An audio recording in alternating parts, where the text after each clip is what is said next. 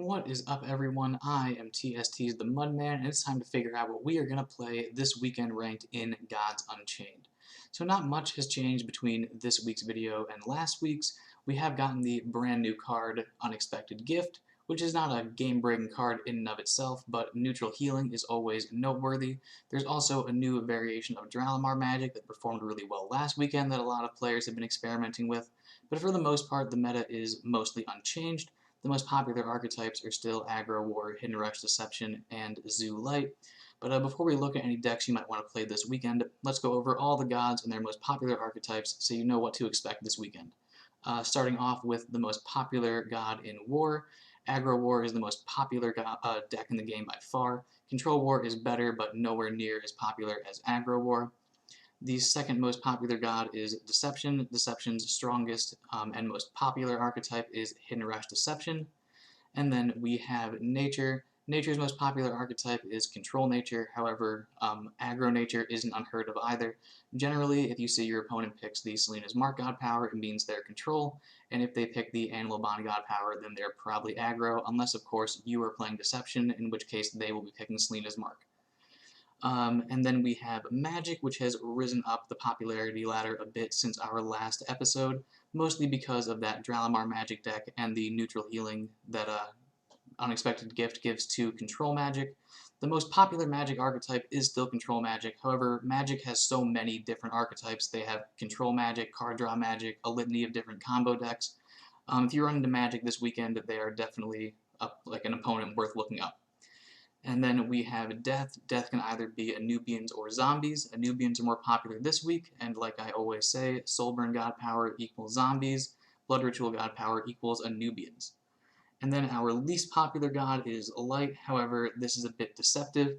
Although Light is the least popular god, Zoo Light is the third most popular archetype at Mythic rank, and on top of that, it's just barely under Hidden Rush Deception. Hidden Rush Deception makes up 8.9% of the meta, and Zoo Light makes up 8.8% of the meta. So despite the fact that Light is the least popular god, Zoo Light is pretty much tied for second most popular archetype. But now that we have talked about the most likely things you'll be seeing this weekend, let's take a look at some decks you might want to play. Alright, let's start things off with our newest archetype in Dralamar Magic. This list was made by Mana Void, and Mana Void went 15 of 18 with this list last weekend ranked event, getting a second place finish. And it's been a while since we've talked about any Dralamar archetypes on this channel, so let's go over the combo before we do anything else. Obviously, the deck revolves around Dralamar, which is a 6 mana 4/5, and his ability is after you play a spell, refresh mana equal to that spell's cost. So once you get Dralamar in play, you can just play spells indefinitely, and that's gotta be powerful. You capitalize off the Dralamar with your single copy of Static Aetherbug. Static Aetherbug is a 1-mana creature with the ability, after you play a spell, deal 1 damage to a random enemy character. And then finally, we have 2 copies of Magic Inks, which is a 2-mana spell that copies the cheapest spell in your hand. You play your Magic Inks on another Magic Inks, and then you can just play Magic Inks infinitely until your opponent inevitably explodes. However, you might be thinking Dralamar plus Inks plus Bug is 9 mana, and that's way too slow. But that's where Warped Engineer comes in. Warped Engineer can reduce the mana cost of Dralamar, making it so you can combo off far earlier. You can use 2 Warped Engineers, bringing Dralamar's cost to 2, or just 1 Warped Engineer, bringing it to 4. Both of them work. However, if you only use the 1 Warped Engineer, you will need a pip in order to facilitate going off with your combo on 6 mana. So now let's go over how the deck works. We have a couple of anti-aggro tools. We have all 6 copies of Bolts in here to destroy your opponent's creatures. We have 1 copy of Portable Fortress to get in the way. But besides that, the deck is predominantly just draw cards.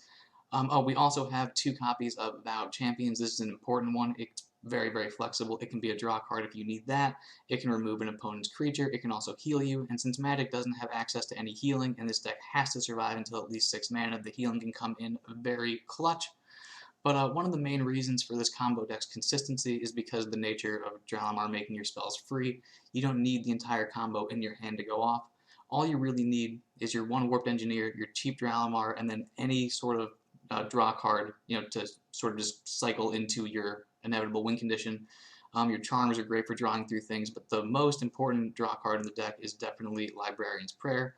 After you have your reduced Dralamar, you can just drop your Prayer, like search through your deck, probably find your magic inks and your bugs, and if you don't find all of your combo pieces, you'll probably find the other magic inks, which you can just continue to use to curate your draws, which just really increases the deck's general consistency.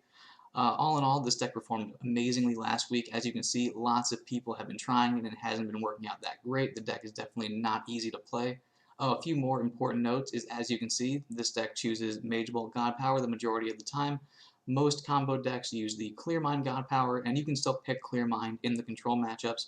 However, this is a predominantly aggro meta, so when you're playing against those Aggo War, Aggro Nature, and like Zoo-like list, you're definitely going to want to pick the Mage Bolt God Power. The other important thing of note is this deck's price. It's only $24 USD, so it's extremely budget friendly and very good against all of those very expensive control decks out there. So if you're a fan of Dralamar Magic, or combo magic in general, then this could be a great choice for this weekend ranked event. Alright, next up we have Sifu's Afterlife Death deck, celebrating the arrival of Unexpected Gift. This deck's primary win condition is what you would expect. We have a couple of key Afterlife creatures in Possessed Acolyte and Rock Drake Egg, which can create big, strong 6-attack creatures as long as you meet their prerequisites. We have lots of ways to trigger extra procs of those important Afterlife cards, with a Spirit Storm, an Empire Reborn, as well as Canopy Quarter, so you can get a whole bunch of big, strong 6-attack creatures. Then, of course, we have Necronomics as well as Over the Line, so you can go face with all of those creatures a bonus time or on the turn that they're played to just destroy your opponent. There are a few more important Afterlife creatures in this deck. We have our Cycle cards in Burrowing Scarab, as well as a single copy of V-Rock, so you can get through your deck efficiently. We also have Siren of the Graves, so you can slow down all of your Aggo War opponents. You can, of course, re-sleep them with your Canopy Quarter. Canopy Quarter is probably the best card in the deck in general. You have Sulfuric Rain, which is a great combination card with Siren of the Graves. You can use that to slowly clear off your opponent's board, cycle through more of your deck, maybe even mill your opponent. But this deck has the secondary win condition of Unexpected Gift. Unexpected Gift is also an Afterlife card, and his Afterlife puts more copies of Unexpected Gift into your opponent's deck. If you don't know, Unexpected Gift is a 1-mana 2/2 with Roar. Heal each god for 3 Afterlife, shuffle a base copy of the gift into your opponent's deck. So if you're an aggro deck, this is a card you definitely don't want in your deck. If you end up playing this, it has to go face twice in order to deal just 1 damage, so it's definitely not worth playing. Essentially, you're just making your opponent's deck worse. I imagine most of the time when you're playing this deck, if Unexpected Gifts Afterlife is proc, it's usually alongside something like a Spirit Storm with a Burrowing Scarab to draw you through lots of cards. But if you wanted to, you could always go all in on the Unexpected Gift, play 2 copies, hit them with the Spirit Storm, hit them with the Empire's Reborn, double up on them again with the Canopy Quarters, and your win condition just becomes turn your opponent's deck into a joke. More often than not, you probably won't be doing that. You're probably going to want to make big dragons, but it is a very cool deck. Sifu's only played 10 games so far, but he has an 80% win rate, so this may not be a deck that you want to actually play for your weekend ranked run, but it's very cool, and it definitely has Unexpected Gift in it. Alright, and the rest of the decks in this video we are going to speed run through since we've talked about all of these archetypes in excess. If you want more explanation, I have an in-depth video of all the best archetypes in the game right now. We go over each and every card, how to modify them based on how the meta is changing. I also have a budget video where we go over a budget deck for each and every god in great detail. Both of them have lots of information. They'll be very helpful if you want more information or just more decks to go over. But now, let the speed run begin. This is a control nature list made by Mighty Uncle. He went 17 out of 18 with this list last weekend, winning him the weekend ranked event. It has all of the healing and early game removal cards you would expect from nature. We have the Jotun Dionysus top end, which is fairly common. We do have 2 copies of Celestial Stag, which is not particularly common in Control Nature. However, it makes a lot of sense. It has decent stats for its body. Its Blessed effect puts you in a favorable position in the Sanctum. That's a pun. And it might just generate you more cards, which is always good for a Control deck. Next up, we have the most popular archetype in Control War. This list was made by a handful of question marks. It's a very normal war list. You've definitely seen something like this on the ladder. Aggo War is one of the strongest decks in the meta. It's very strong. It's very consistent. And now we have Control War. This list was made by Spicy Beef. It is a very normal Control War list. However, Spicy Beef has been killing it on the ladder. 40 games with an 82% win rate, so this deck definitely wins most of the time. And the final archetype to go over is Hidden Rush Deception. This list was made by Clutch. He made it for his Player of the Year tournament run. However, Shiny Clutch is actually Icy Squid.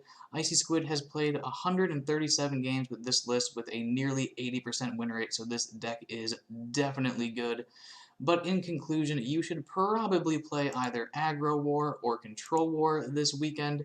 There's a reason why War is the most popular archetype in the meta. But whatever you go with, try to have fun. Tell us how you did in the TST Discord. Leave a comment on this video and have a wonderful day. Hey you! Did you know that subscribing to the TST YouTube channel will increase your win rate by 6.9%? So what are you waiting for? Subscribe to the channel and hit the bell for notifications. And while you're at it, equip Scythe of the Harvest and attack the like button directly in the face. Bye-bye!